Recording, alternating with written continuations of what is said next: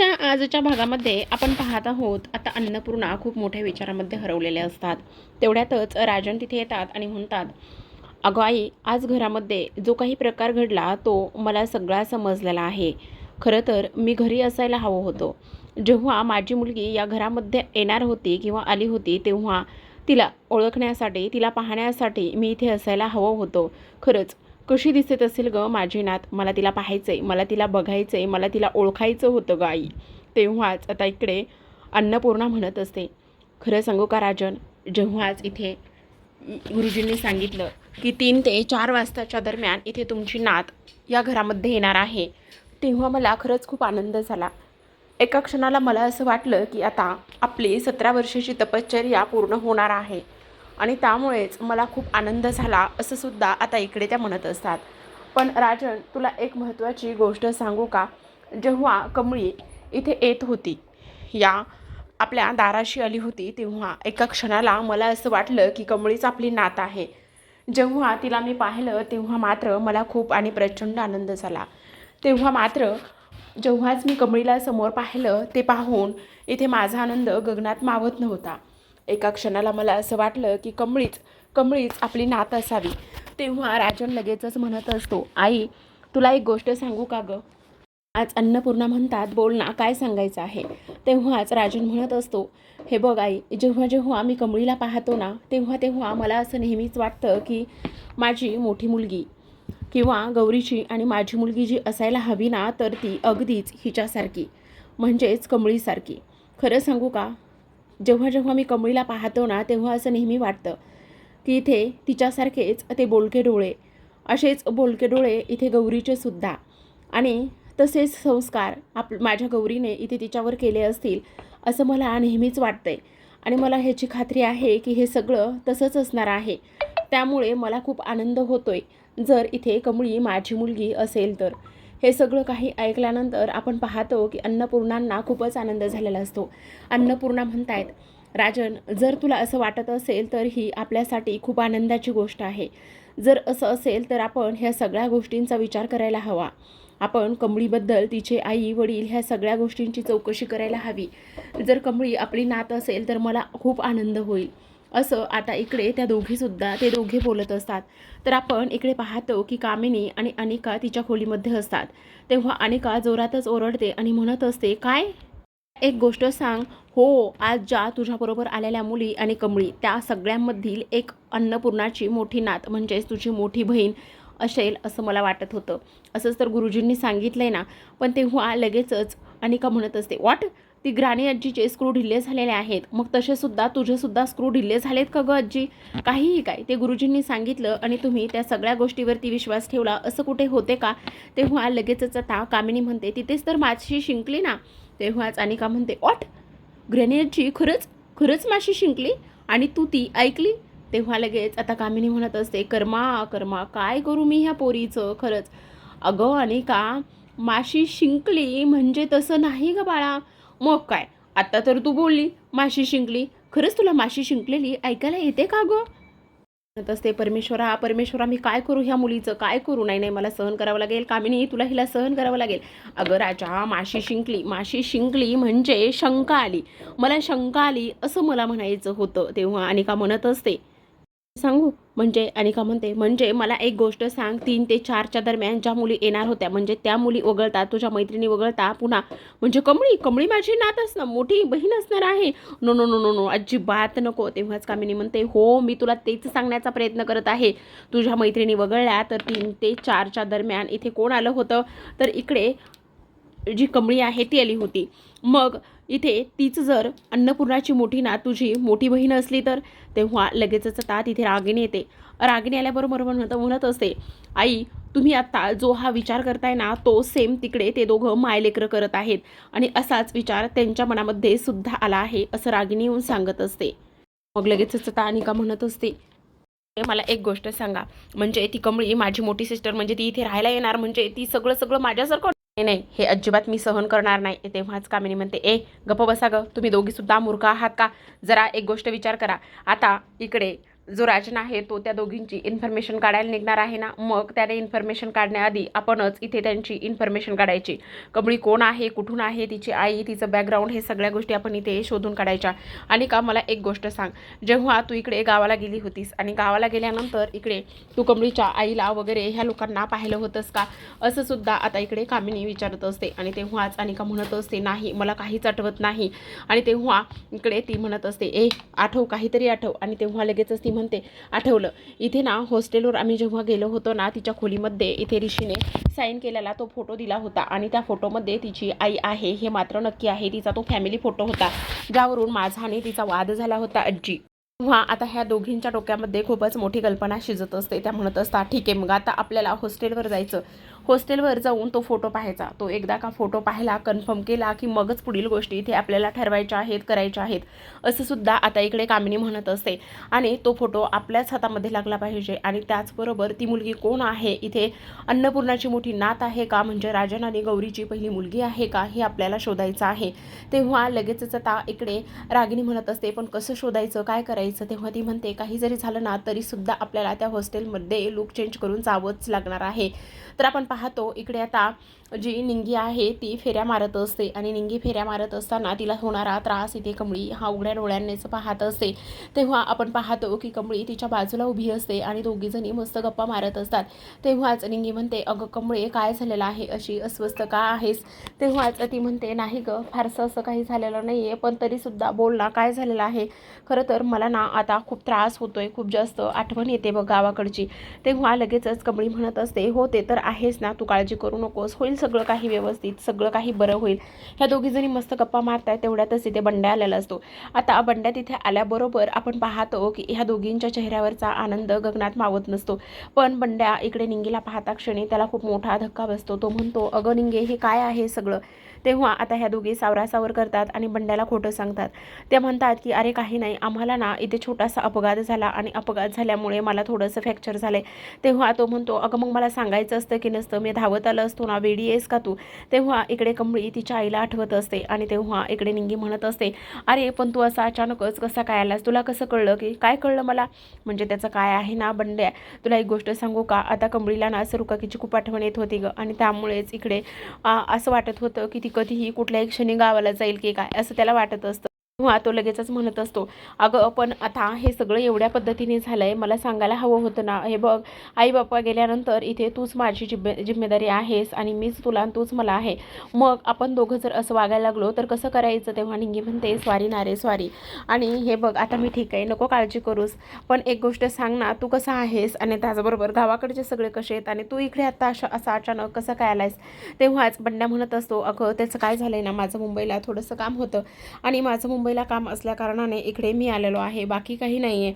आणि तेव्हाच इकडे अच्छा असं आहे तर, पण सगळं काही घरी ठीक आहे ना, वगैरे वगैरे ह्या सगळ्या गोष्टी आता इकडे तो बोलत असतो.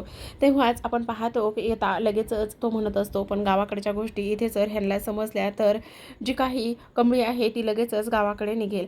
तेव्हा इथे तो म्हणत असतो, हो गावाकडे सगळं ठीक आहे, पण मला तुला एक गोष्ट सांगायची आहे. इकडे बघ, सरुकाकीने तुझ्यासाठी मस्त लाडू दिलेले आहेत. काय लाडू दिलेले आहेत. हो, सरुकाकीने मस्त लाडवाचा डब्बा पाठवलेला आहे. आणि तेव्हा लगेचच इकडे किती छान आहे ना हे सगळं काही. निंगी म्हणत असते, अगं काय हे फक्त लाडू बघणारच आहेस का, खायला पण देणार आहेस. तेव्हाच कमळी म्हणत असते, अगं खा की बाई, काय खायचे तेवढे खा, हे घे, तू नाही खाल्ले तर कसं जमेल. तेव्हा निंगी म्हणते, बरं झालं आणलेस बाबा, कारण इकडे ना हिला खूप आठवण येत होती, हिला खूप काळजी वाटत होती. असं वाटत होतं तिला की कधी मी एकदाची सरुकाकीला जाते, सरुकाकीला भेटते, ह्याच गोष्टी तिला वाटत होत्या. पण तू इकडे आलायस ना, त्यामुळे खरंच खूप आनंद झालेला आहे बघ, असं सुद्धा आता इकडे ती बोलत असतो. तेव्हाच आता इकडे जी कमळी आहे ती म्हणत असते, बंड्या मला एक गोष्ट सांग ना. तेव्हा इकडे तो म्हणत असतो, बोल ना, काय झालं. तेव्हाच इकडे कमळी म्हणत असते, आई आणि त्याचबरोबर आबा कसे आहेत तर. तेव्हा तो म्हणतो, अरे ते सगळे काही बरे आहेत आणि तू काळजी करू नकोस, कारण काही जरी झालं ना तरी सुद्धा बंड्याला इकडे आता तिची काळजी आणि त्याचबरोबर जे काही गावाकडे घडलेला प्रकार आहे ना तो अजिबातच सांगायचा नसतो. त्यामुळे तो अगदी शांततेमध्ये सगळं काही घेत असतो. आता लगेचच इकडे तो ती लाडू खात असते, एन्जॉय करत असते. असते. आता कमळीने सुद्धा लाडू खाल्लेला असतो. तर इकडे बंड्या म्हणतो गावाकडे आत्ता जे काही सरुकाकीचं घर जळलं आहे ती जर गोष्ट इकडे कमळीला समजली तर ती कसलाच विचार करणार नाही आणि कसलाच विचार न करून लगेचच गावाकडे निघेल. त्यामुळे मला असं वाटतंय की आता ही गोष्ट जी आहे ना ती इकडे कोणाला सांगायची नको आणि काहीच नको असं सुद्धा इकडे तो बोलत असतो. तेव्हा आपण पाहतो की आता इकडे बंड्याचा फोन वाजत असतो. त्याला फोन केलेला असतो तो म्हणजेच की आपल्या सरूने. इकडे वर्षा सरूला समजावत असते आणि तेव्हा इकडे सरू फोनवर बोलत असते. ती म्हणत असते अरे बंड्या तू कसा आहेस आणि पोहोचलास का कमळीजवळ. कमळी कशी आहे, ती बरी येणार आहे, तिला काही झालेलं तर नाही ना. तेव्हा इकडे बंड्या फक्त ऐकून घेत असतो आणि ह्यांच्यापासून बाजूला जाऊन बोलण्याचा प्रयत्न करतो. तो म्हणतो नेटवर्क नाही आहे, नेटवर्क नाही, हॅलो हॅलो मी आलोच हां, तुम्ही चालू ठेवा असं म्हणून आता लगेचच बंड्या बाजूला जाऊन बोलतो आणि म्हणत असतो अगं सरू काकी तू कशाला काळजी करायला लागलीस आणि तुझ्या आवाजाला काय झालेलं आहे. अगं तुझी कमळी अगदी ठणठणीत आहे, अगदी बरी आहे बघ, तू काही काळजी करू नकोस. हे काय मी आत्ता त्यांना इथे भेटलोय आणि कमळीला इथे तू दिलेले लाडू खूप आवडलेत बघ, ती ते लाडू अगदीच एन्जॉय करत आहे बघ. तेव्हाच सरू म्हणत असते अरे माझी थोडीशी तब्येत बिघडली. तेव्हा वर्षा सांगत असते की अरे तिला काय झालेलं आहे, तुला एक गोष्ट सांगू का, पुन्हा ताप भरला होता बघ आणि ताप भरल्यामुळे पुन्हा तिचा आवाज पूर्ण बदललेला आहे असं वर्षा सांगत असते. आणि तेव्हा इकडे बंड्या म्हणत असतो अगं सरू काकी कशाला एवढं टेन्शन घेते, काही गरज नाही आहे बघ टेन्शन वगैरे घेण्याची. इकडं तुझी कमळी जी आहे ना ती खूप चांगली आहे आणि तिला काही एक झालेलं नाही आहे, त्यामुळे उगाचच तू इकडे काळजी करत बसू नको बघ असं सुद्धा आता बंड्या सांगत असतो. आणि तेव्हा सरू म्हणत असते अरे पण मला खूप काळजी वाटते. तेव्हाच आता इकडे तुला बोलायचं आहे का कमळीशी. आणि तेव्हा लगेच सरू म्हणते नाही नाही नको नको. तर बंड्या म्हणत असतो बरं तुला तिचा आवाज ऐकायचा आहे का, ठीक आहे मग मी तुला तिचा आवाज ऐकवतो असं म्हणून बंड्याने आता मोबाईल हातामध्ये घेतलेला असतो आणि मुद्दाम म्हणत असतो काय मग पहिलवान लाडू कसे झालेले आहेत. आता तेव्हाच निंगी म्हणत असते अरे लाडू एकच नंबर झालेले आहेत, लय पोट भरलं बघ. तेव्हाच कमळी म्हणते हां एवढे 4-4 लाडू खाल्लेत म्हटल्यावर पोट नाही भरायचं आणि चांगले नाही लागायचे मग काय. तेव्हाच आता निंगी एक किस्सा सांगत असते. ती म्हणत असते अरे बंड्या तुला एक गोष्ट सांगू का, हे बघ कमळीने एकदा ना लाडू बनवले होते आणि ते आबासनी खाऊ घातले आणि तुला सांगू का ते सुद्धा आबाने अगदी आवडीने लाडू खाल्ले होते, चांगले झालेत म्हणून. पण तुला सांगू ह्या कमळीनं काय केलं तर त्या लाडवामध्ये ना इथे साखर टाकण्याऐवजी मीठच टाकलं आणि भले आबाला 5-6 लाडू खाऊ घातले पण आबा मात्र एक गोष्ट सुद्धा तोंडातून काढले नाही का बोलले नाही, कारण आबांना इथे कमळीला दुखवायचं नव्हतं. जेव्हा ही गोष्ट सरुकाकीला समजली ना तेव्हा सरुकाकी म्हणाली हो हो हो हो तुमच्या नातीचेच हे नखरे आहेत आणि तुम्हीच तिला एवढं झेलू शकता आणि तुम्हीच लाडावून ठेवलं आहे असं सरुकाकी म्हटली होती. तेव्हा आता लगेचच बंड्या ह्या दोघींचं बोलणं त्यांना ऐकवत असतो आणि कमळी म्हणत असते हो हो हो खरंच लाडू खूप छान झाले होते. आता बंड्या लगेचच बाजूला जातो आणि सरुकाकीशी ते बोलत असतो. तो म्हणत असतो सरुकाकी बघितलंस ना तुझी लेक अगदीच आनंदामध्ये आहे आणि तिला अजिबात कोणाची आठवण येत नाही किंवा कसलीच दुःखात आहे असं तुला वाटलं का नाही ना, त्यामुळे तू नको काळजी करू. तेव्हा सरू म्हणत असते हो रे बंड्या हे सगळं तुझ्यामुळे शक्य झालेलं आहे बघ. तेव्हाच बंड्या म्हणत असतो तू नको काळजी करू, सगळं काही ठीक आहे. अगं पण तू रडू नकोस ना, एक काम करतेस का, तुला इथे तिच्याशी बोलायचं आहे का. तेव्हा सुरू म्हणत असते नाही नको नको, जर तिला मी बोलले आणि तिला माझा आवाज कळला तर ती धावत पळतच इकडे माझ्याकडे येईल बघ, त्यामुळे नको मला तिच्याशी नको बोलायला असं सुद्धा आता इकडे सरू बोलत असते. तर आता प्रेक्षकांनो इकडे वर्षा म्हणत असते तू बघितलंस ना, मी तुला म्हटलं होतं की कमळीला काहीच झालेलं नसणार आहे, आपली कमळी अगदीच बरी असणार आहे आणि ती बरीच आहे, ह्या गोष्टी सुद्धा तुला माहिती आहेत ना असं सुद्धा आता इकडे त्या दोघी एकमेकींशी बोलत असताना सांगत असतात. तर आता प्रेक्षकांनो आपण पाहतो की इकडे जो बंड्या आहे तो पुन्हा कमळीजवळ येऊन उभा राहिलेला असतो आणि तेव्हा कमळी म्हणत असते अरे बंड्या काय झालेलं आहे. आणि तेव्हा तो म्हणतो अरे काही नाही, काय झाले ना इथे माझा जो मित्र आहे ना त्याचं काम होतं आणि त्याचं काम असल्यामुळे मला तिकडे जावं लागणार आहे. तेव्हाच निंगी म्हणते अरे आलास पण लगेच चाललास पण का असं. तेव्हाच तो म्हणतो नका काळजी करू असं म्हणून दोघीला आता घट्ट मिठी मारत असतो. आता दोघींना घट्ट मिठी मारल्यानंतर त्याला मात्र इथून अजिबात जावंसं वाटत नसतं. त्याला ह्या दोघींची खूप आठवण तर येतच असते प्रेक्षकांनो, पण किती नाही म्हटलं तरी सुद्धा ह्या दोघी सुद्धा त्याचा जीव की प्राण असतात. आणि सगळ्यात महत्त्वाचं म्हणजे इथे जी काही निंगी आहे ती सुद्धा इथे दोघांसाठी खूपच खास असते. तर आता इकडे बंड्या खूप विचारामध्ये हरवलेला असतो. आता तो म्हणत असतो ठीक आहे मी आत्ताच्या आत्ता इथून निघतो असं सुद्धा इकडे दोघीजण बोलत असतात. तर आता बाय बाय केलेलं असतं आणि बंड्या जो आहे तो निघून गेलेला असतो. तर आता प्रेक्षकांनो आपण पाहतो की इकडे कमळी आहे. कमळीच्या हातामध्ये लाडवाचा डब्बा असतो आणि तो ती लाडवाचा डब्बा पिशवीत घालते. बंड्याने ते सरूने जे नवीन ड्रेस पंजाबी ड्रेस जे आहे ते शिवलेले असतात आणि ते सुद्धा इकडे जे काही कमळी आणि निंगी आहे त्यांच्याकरिता पाठवलेले असतात. तर आपण पाहतो की आता त्या दोघी खूपच जास्त खुश झालेल्या असतात, कारण त्या दोघींना सुद्धा पंजाबी ड्रेस मिळालेले असतात, त्यामुळे त्यांना खूप आनंद झालेला असतो. तर आपण पाहतो की इकडे आता वेषांतर करून ह्या दोघी सुद्धा हॉस्टेलमध्ये आलेल्या असतात आणि वेषांतर करून हॉस्टेलमध्ये आल्यानंतर इकडे लगेच रागिनी म्हणत असते, आई बघ ना, ह्या साड्याचा किती घाण वास येत आहे, ह्या कुठल्या साड्या आहेत आणि असं कसं घालू शकतो आपण, बघ वास घेऊन तर बघ. तेव्हा लगेचच कामिनी म्हणते, हे बघ ह्या साड्यांचा मला काही वेगळी आहे का. तेव्हा लगेच अनिकाच्या साडीचं अनिकाचं बॅनर दिसतं आणि रागिनी धावतच तिथे जाते आणि आणि बेबी म्हणत असते. तेव्हा रागिनी म्हणत असते, अगं तो पदर नीट कर, आणि तो जो पदर आहे ना तो का असा घेतलेला आहेस, वेडीएस का, हे हॉस्टेल आपलं आहे, हे हॉस्टेल आपल्या मालकीचं असल्या कारणाने जर आपल्याला इथे कोणी पाहिलं ओळखलं तर काय करणार आहेत, त्यामुळे जरा सावकाश आणि ह्या सगळ्या गोष्टी अशा करू नकोस ना प्लीज. आता आई हे काय आहे सगळं, मला खूप राग येतोय. अगं राग येतोय म्हणजे काय राग येतोय, आपल्याला काय करायचं आहे, जर आपण रिअल ह्याच्यामध्ये आलं असतो तर काय झालं असतं, आपल्याला तिथे सगळ्यांनी ओळखलं असतं आणि मग सगळ्यांनी ओळखल्यानंतर लगेचच तुझ्या सासूकडे जाऊन त्या लोकांनी कंप्लेंटसुद्धा केली असती, हो की नाही, असं सुद्धा आता इकडे ते बोलत असतात.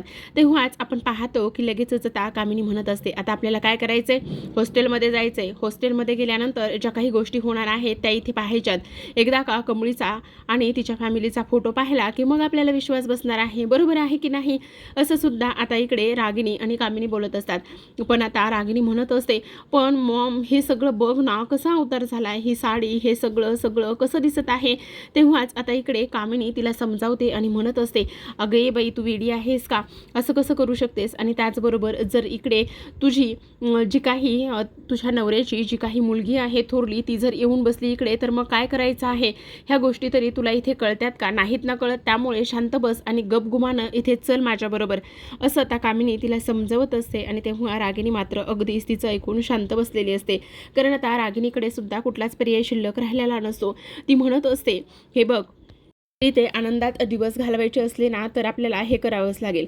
तर आपण पाहतो की आता कमळीने निंगीकडे ते सामान दिलेलं असतं आणि काही सामान आणण्यासाठी इथे हॉस्टेलच्या बाहेर पडलेली असते. जेव्हा ती सामान आणायला जाते तेव्हाच तिला बाहेर पडत असताना राजन दिसतो आणि तेव्हा लगेचच आता राजन कमळी म्हणून आवाज देत असतो. तेव्हा कमळी म्हणते, राजन सर तुम्ही इथे, नमस्कार, आणि कशा आहात तुम्ही. तेव्हाच राजन म्हणतो, मी तर ठीक आहे, तू कशी आहेस, पण तुम्ही इकडे कसे. अगं काही नाही, काय आहे ना, आई म्हटली की आता चला हॉस्टेलमध्ये सगळं काही काय चाललंय काय नाही ह्या सगळ्या गोष्टी एकदा बघून ये, तपासून ये, म्हणजे काय तर एकंदरीत मी इन्फेक्शन करण्यासाठी इथे आलो होतो, असं सुद्धा इकडे आता तो बोलत असतो. आता ह्या सगळ्या गोष्टी इथे तो बोलल्यानंतर अच्छा कमळी म्हणत असते, बरं बरं ठीक आहे, पण मला एक गोष्ट सांग, तू ह्या वर्षीच्या जनरल सेक्रेटरीच्या इलेक्शनसाठी उभी राहिलीस का नाही. तेव्हाच इकडे आता कमळी म्हणत असते, हो तर राहिलेली आहे ना मी उभी, असं म्हटल्यानंतर आपण पाहतो की आता लगेचच राजन म्हणत असतो, ऑल दी बेस्ट, पण तुला एक गोष्ट सांगू का, तू नक्कीच जिंकशील आणि माझी खात्री आहे की तू जिंकावं असा मला विश्वाससुद्धा आहे. तुझं हे सगळं काही ऐकून मला खूपच जास्त आनंद झाला, असं सुद्धा इकडे आता तो बोलत असतो. आता त्याने ह्या सगळ्या गोष्टी बोलल्यानंतर इकडे मात्र कमळी म्हणत असते, हो ना तुम्हाला आनंद झाला ना, मग चला माझ्याकडे सुद्धा तुमच्याकरिता मस्त एक सरप्राईज आहे. काय आहे असं विचारल्यानंतर इकडे ती म्हणत असते, आजच मस्त माझ्या आईनं गरमागरम लाडू गावाकडून पाठवून दिलेले आहेत ताजे ताजे, ते मी तुम्हाला खायला देते. असं म्हटल्यानंतर राजन म्हणत असतो, वा वा लाडू, तो तर माझा वीक पॉईंट आहे, असं म्हणून तो कमळीसोबत आता आतमध्ये निघून जातो. तर आपण पाहतो की इकडे ऋषी मात्र अगदी शांत शांत बसलेला असतो. तेव्हाच राधिका त्याच्याकडे येते आणि त्याला खरं तर कॉफी घेऊन आलेली असते, पण ऋषीचं मात्र अजिबातच त्या गोष्टीकडे कसलंच लक्ष नसतं. तो अगदी शून्यात हरवून विचार करत असतो, काय चाललंय काय नाही ह्या सगळ्या गोष्टीशी त्याला काहीही घेणं देणं नसतं.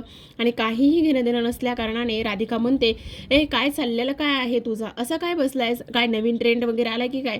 तेव्हाच तो म्हणतो, कसला ट्रेंड, नाही पुस्तक उलटं धरून वाचण्याचा, म्हटलं नवीन ट्रेंड वगैरे आलाय की काय, नाही ग असं काही नाहीये, मग झाले काय ते तरी सांग. तिथे प्राजू आलेली असते आणि प्राजू म्हणत असते, त्याचं काय आहे ना, भाईला काहीतरी झालंय ना, आणि त्याला काय झालंय काय नाही ह्या सगळ्या गोष्टी मला माहिती आहेत, असं ती बोलते. तेव्हा लगेचच आता ती म्हणत असते, भाई मला एक गोष्ट सांग, कमळीने इथे इलेक्शनमध्ये पार्टिसिपेट केले म्हणून तुला राग आलाय ना तिचा, असं म्हटल्यानंतर आता सगळेजण एकमेकांकडे पाहतात. तरीशी विचारच करत असतो. तर पाहत राहा कमळी.